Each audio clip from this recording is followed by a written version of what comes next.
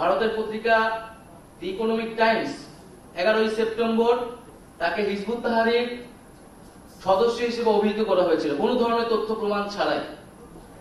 এবং সেই একই সুর আমরা দেখলাম আনন্দবাজার পত্রিকায় করা হতে প্রতিফলিত হয়েছে। সেই একই সুরে কথা বলছে তসলিমা নাসরিন এবং পুরা আন্তর্জাতিক অঙ্গনে এই জিনিসটাকে এস্টাবলিশ করার চেষ্টা করা হচ্ছে। এবং যখন আমাদের প্রধান উপদেষ্টার সাথে মাহফুজ আলম বিশ্বমঞ্চে দাঁড়ালেন এবং আন্দোলনকে একটা বৈশ্বিক জায়গায় পরিচিত করালেন, তখন থেকে এই জিনিসটা আরো বেশি পরিমাণে হচ্ছে। তো যে কোনো মিসইনফরমেশন, ডিসইনফরমেশন এবং সত্যকে বিকৃত করার পিছনে আসলে একটা রাজনৈতিক উদ্দেশ্য থাকে, রাজনৈতিক এজেন্ডা থাকে। সেই এজেন্ডাগুলো আমাদের আসলে বোঝা দরকার। ভারতের এরকম একটি নামকরা পত্রিকা আনন্দবাজার এবং ইকোনমিক টাইমস আসলে কোন উদ্দেশ্যে এই ধরনের প্রোপাগান্ডা চালানো হয় এটি কিন্তু আমাদের বোঝা দরকার। এবং আমরা চাই যারা ইন্ডিয়াতেও রয়েছেন, গণতান্ত্রিক মানুষ রয়েছেন, তারা এটা নিন্দা এবং প্রতিবাদ জানাবে। বাংলাদেশের অভ্যুত্থানকে এক ধরনের ইসলামিস্ট উগ্রবাদের সাথে মিলানোর চেষ্টা করা হচ্ছে এবং বাংলাদেশে দেখানোর চেষ্টা করা হচ্ছে যে এখানে এক ধরনের উগ্রবাদের উত্থান ঘটছে এবং তাদের হাতে অভ্যুত্থানটি সংগঠিত হয়েছিল, যেটি একেবারেই সত্য নয়। বরং এটি একটি ইঞ্জিনিয়ারিং করা হচ্ছে।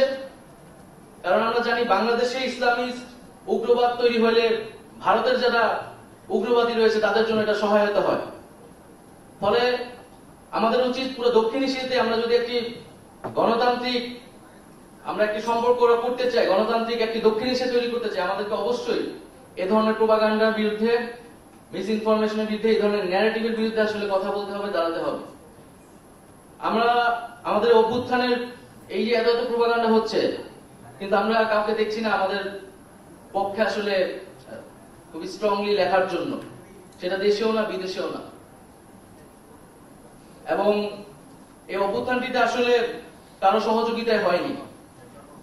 শিক্ষার্থীরা খুবই যৌক্তিকভাবে কোটা সংস্কার আন্দোলন করেছিল, কোটা সংস্কার চেয়েছিল, যেটি তারা এর আগে 2018 সালে চেয়েছিল।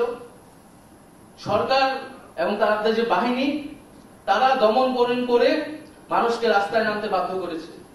এবং এর সাথে আরো যে সামাজিক বিষয়গুলো ছিল, সেই বিষয়গুলো সামাজিক এবং রাজনৈতিক যে আনরেস্ট ছিল সেটি কাজ করেছে এবং জনগণ আসলে রাস্তায় নেমে এসেছে। জনগণ আর দেখতে চায়নি যে তাদের ছাত্ররা, তাদের ছেলেমেয়েরা এই সরকারের পুলিশ বাহিনীর হাতে গুলিবিদ্ধ হোক, নিহত হোক। তারা তাদের দায়িত্বের জায়গা থেকে নেমে এসেছে। এবং আমরা যে 16 বছর ধরে বাংলাদেশে একটা গণতান্ত্রিক লড়াই চালিয়ে যাচ্ছি, সেই লড়াইয়ের একটা চূড়ান্ত রূপ কিন্তু আমরা পেয়েছি এখানে। ফলে আমার আহ্বান থাকবে, অনুরোধ থাকবে, বাংলাদেশের যে অভ্যুত্থান সংগঠিত হয়েছে এবং যে অভ্যুত্থান আমরা মনে করি এখনো অব্যাহত আছে এবং এই অভ্যুত্থানকে আমরা বিপ্লবের রূপ দিতে চাই, তারা আমাদের প্রতি আন্তরিক হবেন।